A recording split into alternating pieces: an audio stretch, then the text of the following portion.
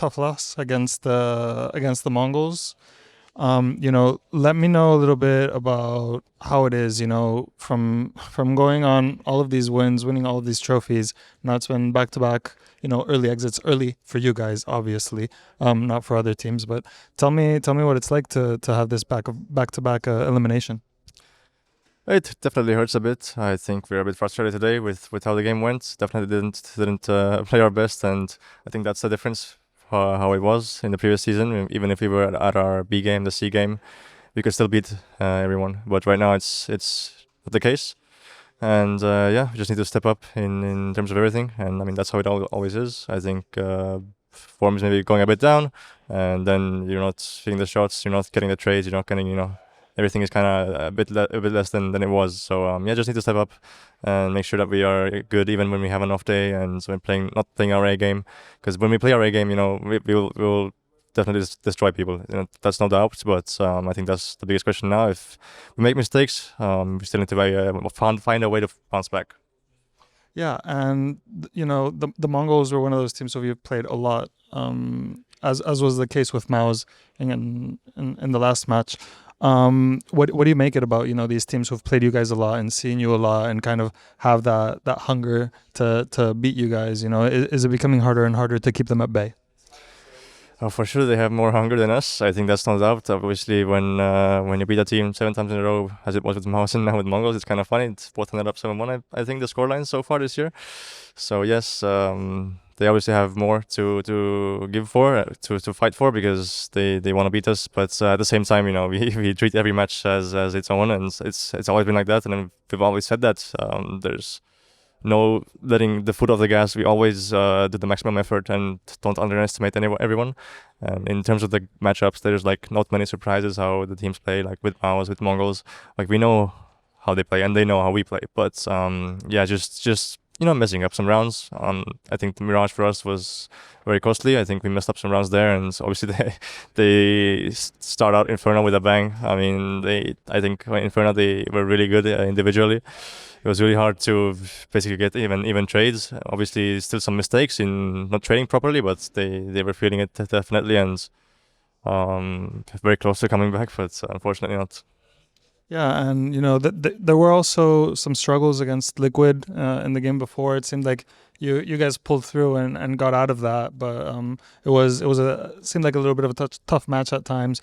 Today it was a little bit the opposite. It was like you guys trying to fight back in and trying to get back into the game and faltering eventually. But do you think there's a little bit of a red flag starting to wave, or some alarm bells starting to ring, or not yet?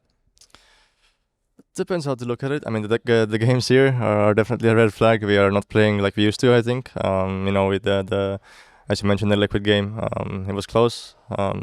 We were ahead in both maps against Liquid, and we could have closed it smooth. But just key rounds, not reacting properly, not reacting fast enough. Just doing some bad decisions. I think a bunch of things are going wrong, and it's life sometimes. I mean, we work on it, but right now it's definitely something to look at. We have to go back and review this game, as we definitely took a look on the Liquid game, and we had a good talk on what went wrong in that game, even though we won. Still happy with the win in that case, but stuff still to improve as well. Yeah. And today on the Inferno, you weren't able to get it through the line, the comeback. But there is something to be said, I guess, for that attempt. You were down 2-10 at the half. Did you believe? Was there a moment where you're saying okay, we can do this, we can turn this around? Yes, we did definitely. I think since the halftime swap, even in T side when we're losing, I don't know what the score was, but we lost 10-2 on T side, and then obviously we kept believing. I think. Yeah, you have no other option. You have to give it a chance. It's your only shot to progress in the tournament, and I think that was good in the end. Not enough, and sadly even worse at the beginning. So it just wasn't enough. What do you make? Did you see the the ZywOo, the op shot when bLitz crouched right at the moment? He didn't even know ZywOo was flanking him. What do you make of that? Stroke of luck. I mean, the only thing I can say is that he reset instantly. Obviously, it's a very tilting moment, and you could, I think it was 11-11 that round or something like that. So it could be a very key moment for us to just win the comeback right there. But I think one thing for sure is that everyone lifted him up. Obviously, it's a tough moment for Zaibu if he missed that shot, but you could see that he instantly bounced back. He's not emotionally feeling down or anything, and I think that was key to play the next round. But yeah, wasn't still enough. And just to wrap things up, how do you reset, refocus, and get ready for the next one? Well, for the next one, I think it's nice to go into EWC as that's the next tournament, and it's definitely a more important one than this one if we're speaking realistically. But I think this season is not starting out the best for us, but we still we want to win tournaments and we want to make the most out of it. I think we still have good form and we still got what it takes. Obviously, it's just 2 tournaments, and it's could be a flash in the pan.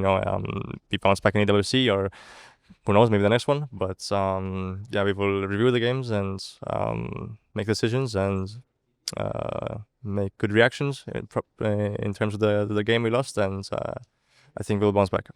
Thanks, Robin. Appreciate it. Thank you as well.